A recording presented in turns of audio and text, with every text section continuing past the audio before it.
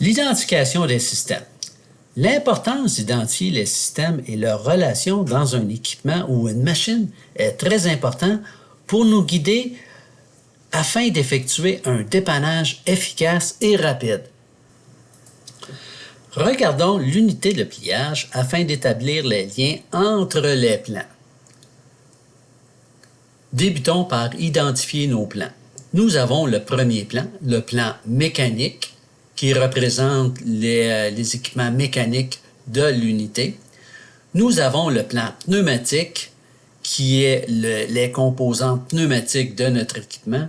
Et nous avons le circuit électrique qui détermine les conditions pour l'activation de notre système. Dans notre plan mécanique, nous avons 3 vérins. Le premier est le vérin de serrage qui serre la tôle contre la forme. Le deuxième est le vérin du premier pli, donc effectuera le premier pli. Et nous avons notre troisième cylindre qui est le vérin second pli. Physiquement, notre cylindre est ici et est activé par nos distributeurs qui se retrouvent dans notre plan pneumatique. Nous avons 3 distributeurs à double solénoïde qui ont des solénoïdes A+, A- pour B+, B-, C+, C-, et ces solénoïdes sont reliés à notre schéma électrique. Retournons à notre plan mécanique. Nous avons les capteurs A, A1, A0, B1, B0, C1 et C0. Ces capteurs sont reliés à notre schéma électrique qui donne l'information au schéma électrique de la position de chacun de nos cylindres. Et le schéma électrique dicte les conditions pour activer chacun de nos solénoïdes que nous avons ici, A+, B+, C+, A-, B-, C-, qui activeront les distributeurs pour notre distributeur, permettre à l'air qui est ici d'effectuer les sorties ou les entrées de différents vérins. Mise en situation. Lors du départ du cycle, le vérin de serrage a bien maintenu notre tôle contre la forme. Le premier pli s'est effectué, mais le second ne s'effectue pas. Notre première étape est d'identifier quel vérin dans le plan mécanique. Ici, nous voyons, c'est le vérin C, qui n'effectue pas sa sortie. Allons au circuit électrique. J'identifie la ligne qui active l'action C+. Je regarde dans mon plan ici et je vois ici mon B1 qui active le C+. Ma première vérification sera de vérifier l'alimentation qui passe dans mon galet B1. À l'aide de mon multimètre, je place mon fil noir sur le N et à l'entrée de B1, je vérifie le voltage. Ensuite, je le vérifie à la sortie.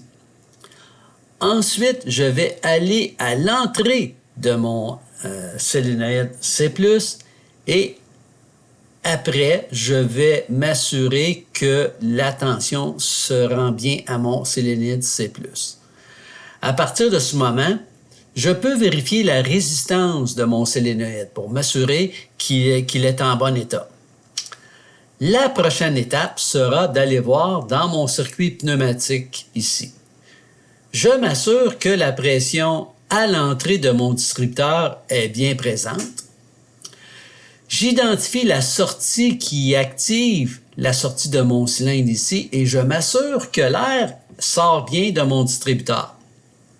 Ensuite, je vais aller au plan mécanique, m'assurer que l'air rentre bien dans mon cylindre et vérifier les fuites, s'il n'y a pas de fuite dans mon cylindre, en vérifiant la sortie. Si je débranche mon boyau à la sortie ici, Si l'air ne sort pas, mon verin est étanche, je rebranche et à ce moment, je vérifie au niveau de l'installation mécanique s'il n'y a pas un élément qui bloquerait la sortie de mon cylindre.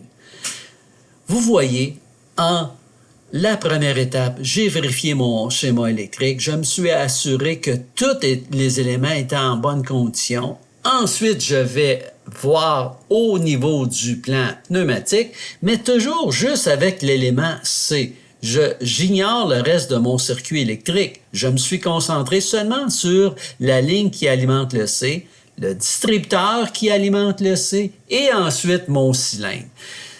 De cette façon, nous avons un dépannage efficace et rapide. Une deuxième mise en situation. Lorsque l'opérateur active le départ de l'unité, l'unité ne démarre pas.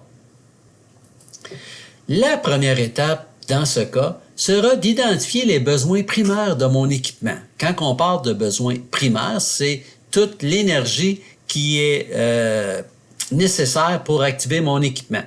Au niveau du schéma électrique, je vérifie la tension au niveau de mon circuit électrique. Et au niveau du plan pneumatique, je vais vérifier la pression. Est-ce que j'ai de la pression? Est-ce que j'ai de la tension électrique? Quand j'ai validé l'information que j'avais une tension électrique et une pression, j'identifie les conditions pour partir notre équipement ici.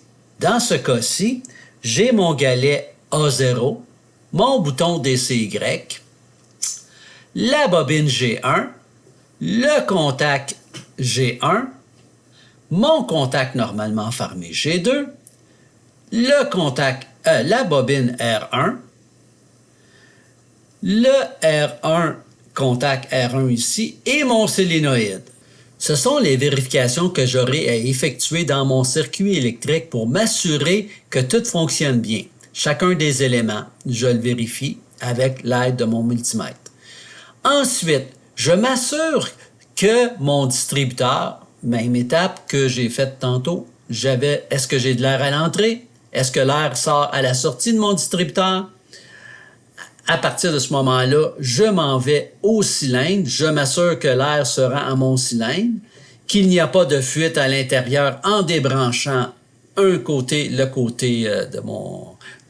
la sortie de mon cylindre. Et ensuite, je m'assure qu'il n'y a aucun élément mécanique qui empêcherait la sortie de mon cylindre.